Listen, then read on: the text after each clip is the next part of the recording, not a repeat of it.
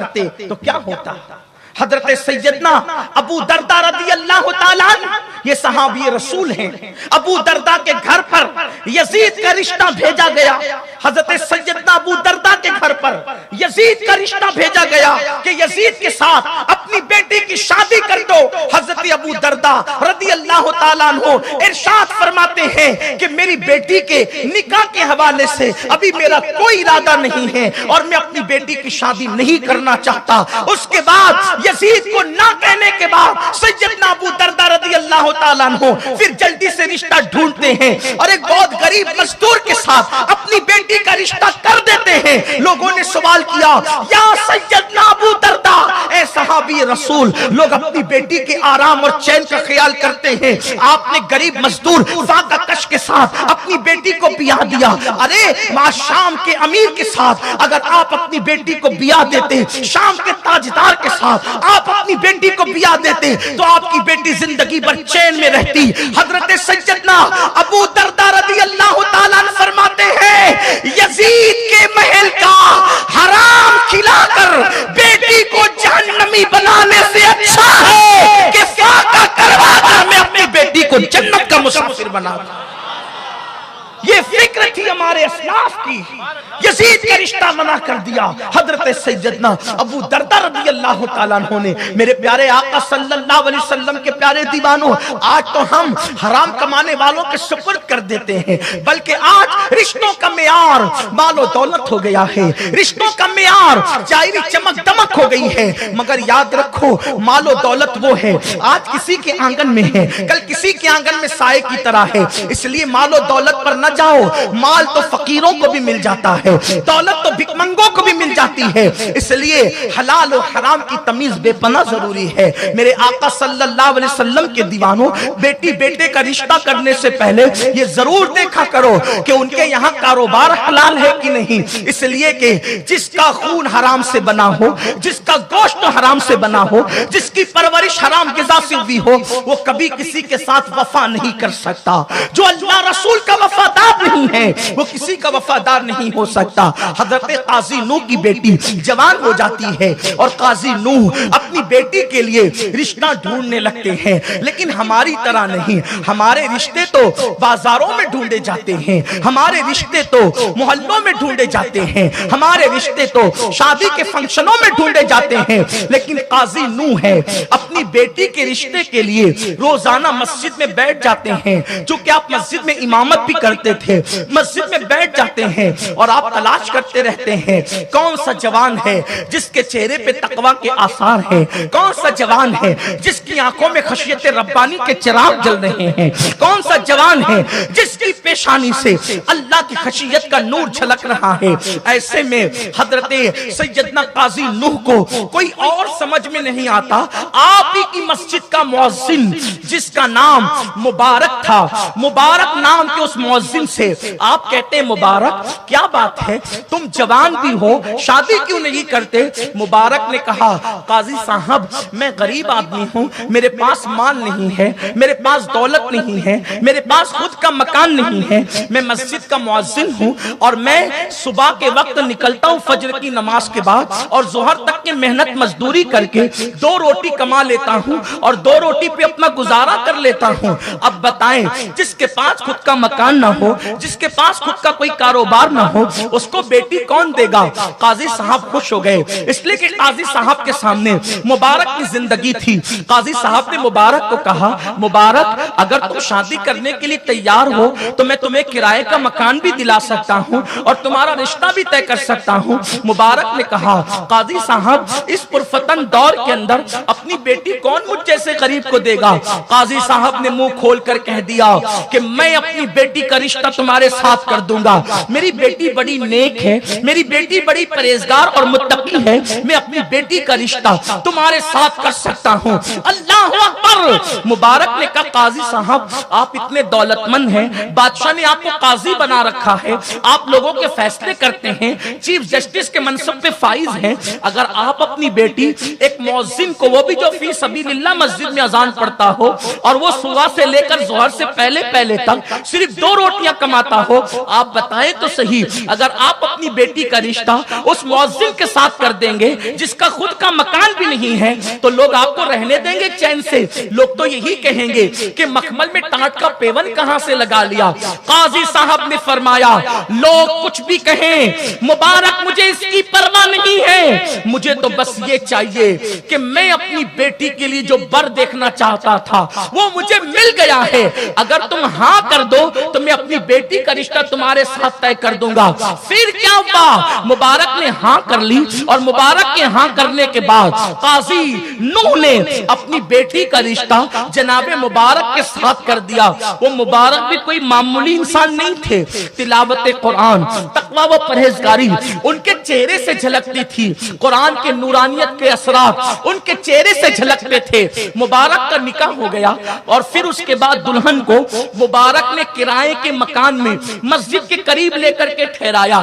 جب رات آئی اور رات کو جو زندگی کی شادی کی پہلی رات تھی اور وہ رات اللہ اکبر بڑی خوبصورت و حسین رات کا انتظار سب کو ہوا کرتا ہے۔ اللہ اکبر، انسان اس رات میں گویا کہ سب سے بیگانہ ہو کر کسی اور کا ہو کر کے رہتا ہے۔ اللہ اللہ، درجنوں سال کی ہجر کے وہ کٹھن لمحات وصل اور لذتوں سے گلے ملنے والے ہوتے ہیں۔ اس وقت انسان گویا کہ ہر خوشی اور غم کو فراموش کر دیتا ہے، دوستوں کو فراموش کر دیتا ہے، احبہ کو فراموش کر دیتا ہے۔ ایسا لگتا ہے کہ جیسے وہ اس دنیا میں نہیں بلکہ کسی اور دنیا کا مسافر ہو۔ اللہ اللہ، مگر جن کے رتبے ہیں سوا، ان کو سوا مشکل ہے۔ جب مبارک کے حجرے میں قاضی نوح کی بیٹی دلہن بنا کر پہنچا دی گئی تو قاضی نوح کی بیٹی کو مبارک نے جیسے ہی دیکھا، دیکھنے کے بعد مبارک کہنے لگے قاضی صاحب کی چہیتی بیٹی یہ مسلح لو اور پوری رات مسلح پر گزار دو، اور میں بھی آپ کے آگے مسلح پر گزار دیتا ہوں۔ پوری رات دولہا دلہن نے عبادت میں گزاری۔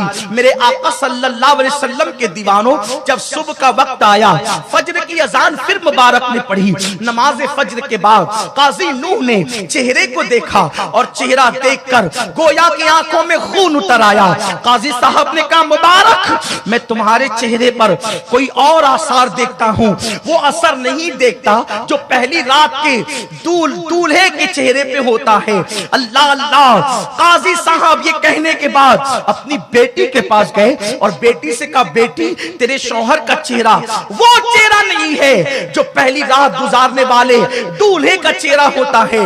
بیٹی نے رو کر کہا ابا جان، انہوں نے تو مجھ سے کوئی بات ہی نہیں کی، مجھے ہاتھ بھی نہیں لگایا، مصلی سونپ دیا اور کہا کہ پوری رات عبادت میں گزاریں گے۔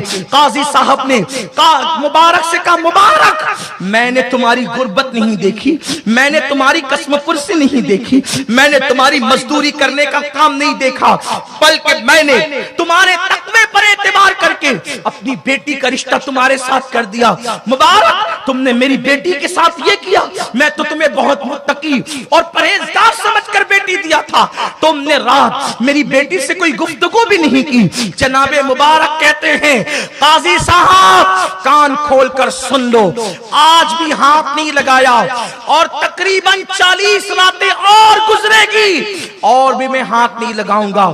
40 راتیں مزید گزرنے تک ہم میاں بیوی دور ہی رہیں گے، ایک دوسرے کے قریب نہیں جائیں گے، وظیفہ زوجیت ادا نہیں کیا جائے گا۔ قاضی صاحب نے کہا 40 دن کے بعد کوئی خاص بات ہے؟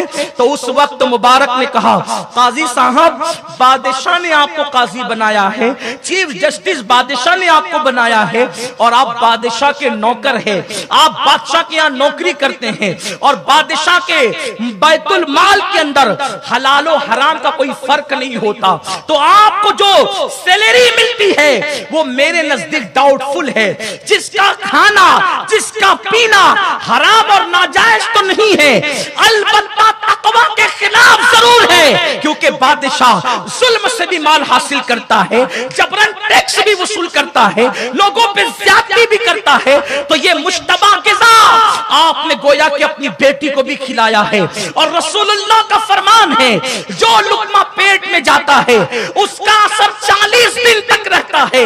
تو میں یہ چاہتا چاہتا ہوں کہ آپ کا لقمہ کھا کر آپ کی بیٹی کے خون پر جو آپ کے لقمے کا اثر ہے، میں 40 دن تک اپنی پیور حلال کمائی آپ کی بیٹی کو کھلاؤں گا، میرے لقمے کا اثر چڑھاؤں گا، آپ کے لقمے کا اثر ختم کروں گا، اس کے بعد بیوی سے قربت کر کے اپنی پشت کی امانتوں کو اس کے شکم کے سپرد کروں گا، اس لیے کہ آپ کی بیٹی سے زیادہ محبت مجھے آنے والی اپنی اولاد کی ہے، آنے والی مجھے اپنی نسل کی ہے، اس لیے کہ حرام پیٹ میں پرورش پانے والی اولاد نہ ماں باپ کی وفادار ہوتی ہے نہ اللہ و رسول کی وفادار ہوتی ہے۔ مجھے آپ کے لقمے پر اعتماد نہیں ہے، مجھے اپنی سچائی پر اعتماد ہے، مجھے اپنی مزدوری پر اعتماد ہے۔ میں غریب تو ہوں، صرف 2 روٹیاں کماتا ہوں قاضی صاحب، مگر میں بالکل پیور حلال ہی کماتا ہوں، میں جھوٹ بول کر نہیں،